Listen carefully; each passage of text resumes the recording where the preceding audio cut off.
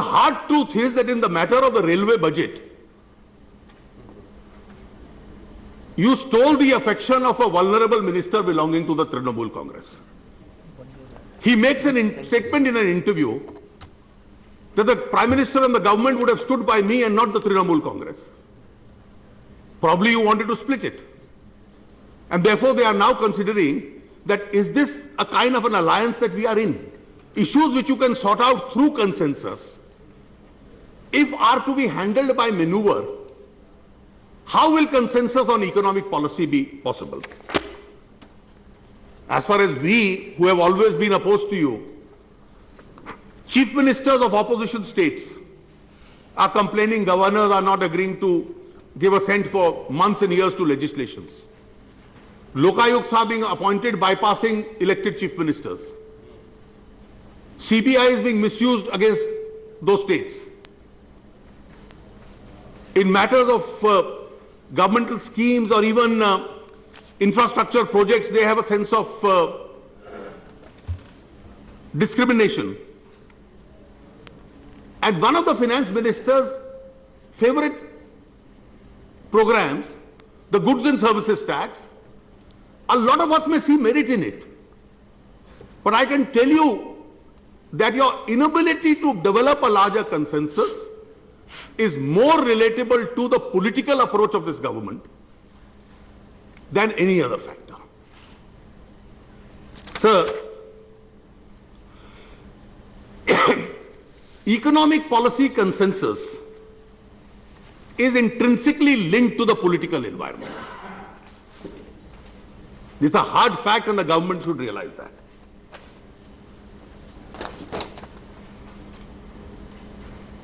There are areas in politics where we will disagree. But if politics is gentlemanly,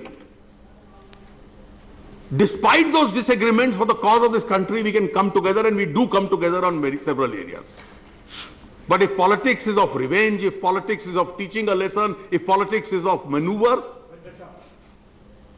then your ability to build that consensus will never be there. And I think it is this hard reality that the government must realize. So having said this, let me come to some of the hard facts of the economy as far as this budget is concerned.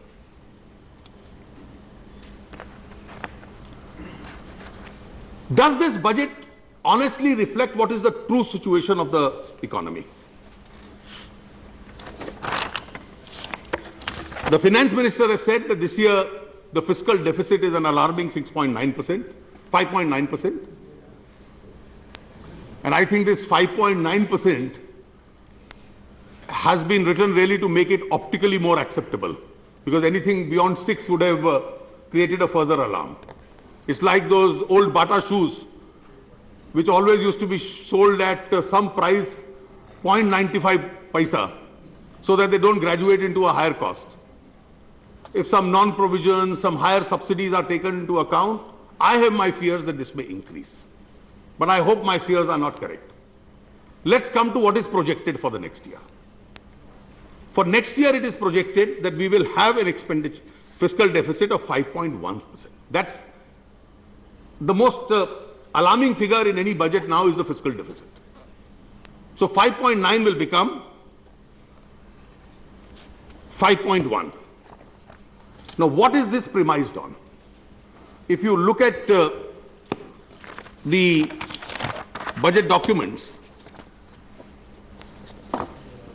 the budget at a glance document, the tax revenues. Now, I have seen the tax revenues in this budget. The corporation tax, which is the corporate tax, the tax on income, wealth tax, customs, union excise duties, service tax, tax on the union and the territories. So you have anticipated an increase. I have actually made a total of how much is the increase going to take place. You anticipate that the increase is going to be 1.73 lakh crores. Now, I don't know if the economy is going to grow at 12% next year, that our revenues are going to increase by this large figure. But let us for a moment leave aside this anticipated increase. Your budget speech at page 5 says,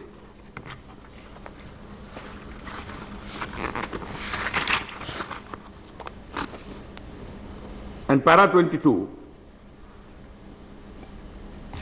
when it refers to the Food Subsidies Act, that all expenses required will be provided for.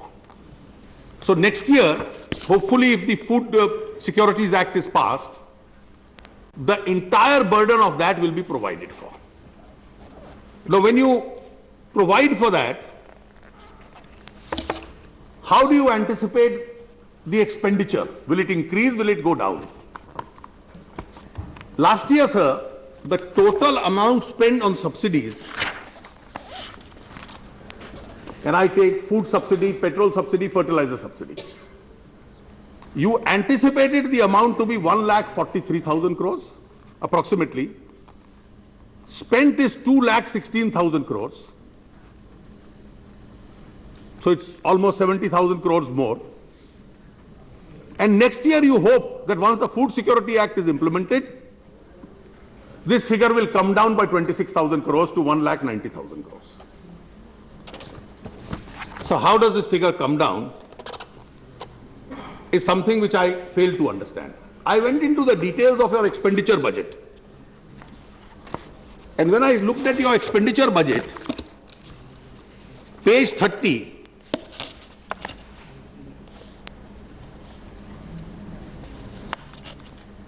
your fertilizer subsidy, even though the international prices are going to go up, from 68,225 crores, you feel it will come down to 61,000 crores. Food subsidy, the increase in price, the MSP price, the addition because of food subsidies, Food Security Act, instead of factoring all that, you feel that all this will be provided for from 72,000 crores. If it is 75,000 crores, everything will be taken care of. And oil, as a surprise, you feel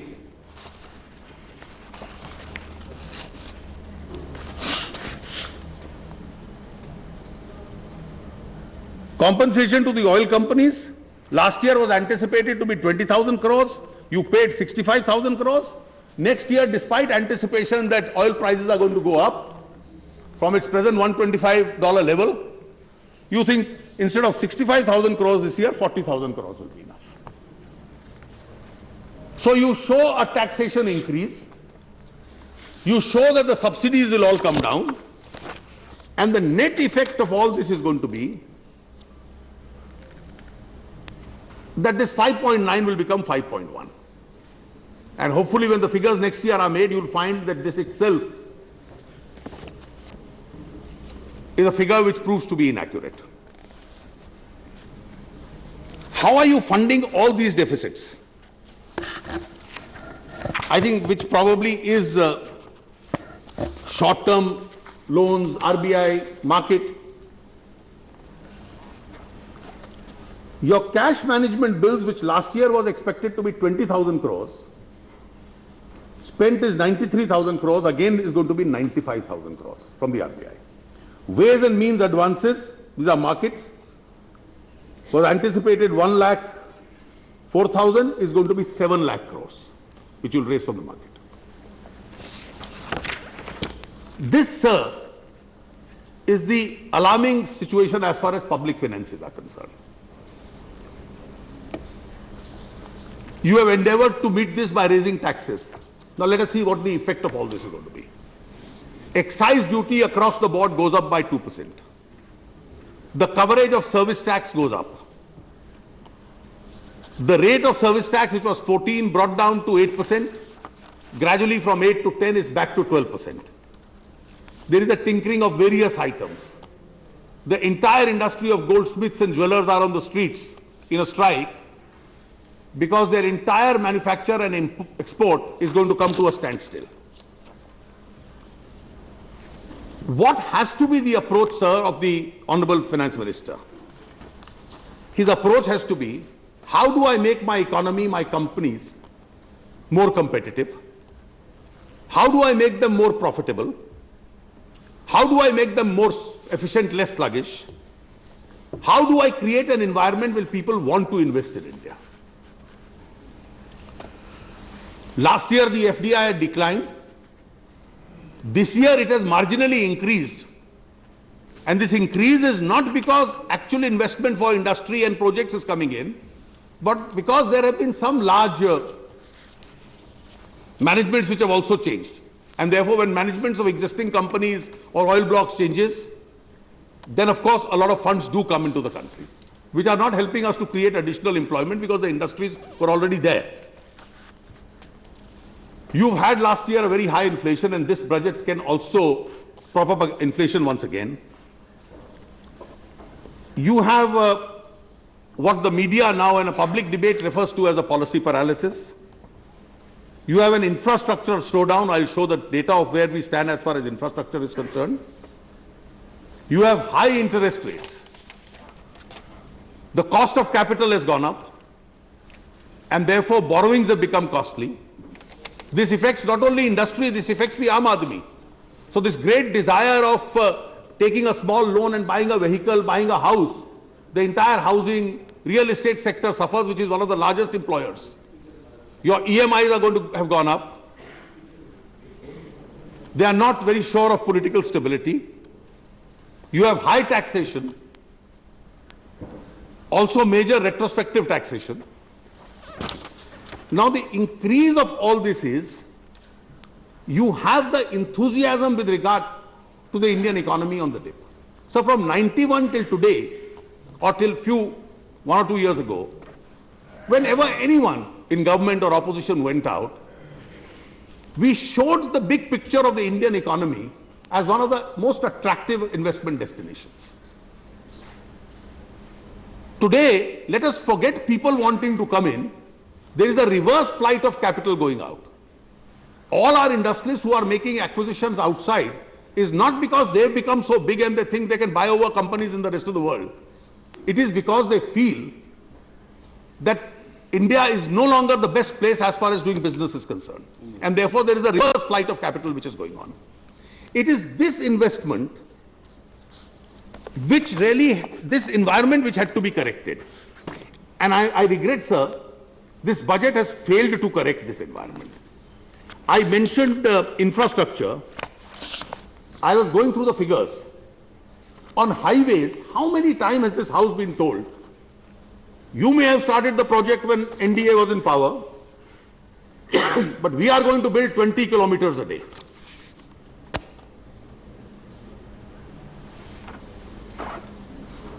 In 2011 and 12, the total anticipation is, and take both the years, 2010 and 11, as against 2,500 kilometers, it was 1780. Divided by 365, you have less than 5 kilometers a day. This year, figures are not known, but the target is even likely to be lesser. The number of contracts awarded is so meager that this will be having an impact on the projects in the next year. Your airports, in between you had a spurt in airport construction, and suddenly again you have a dip. Your seaports, one additional berth planned in the whole year. So where the economy is expanding and there is clogging at the seaports, you require to use the largest peninsula in the world as having some of the best infrastructures, and you have one additional berth being planned. Power. I'm glad Shindeji is here.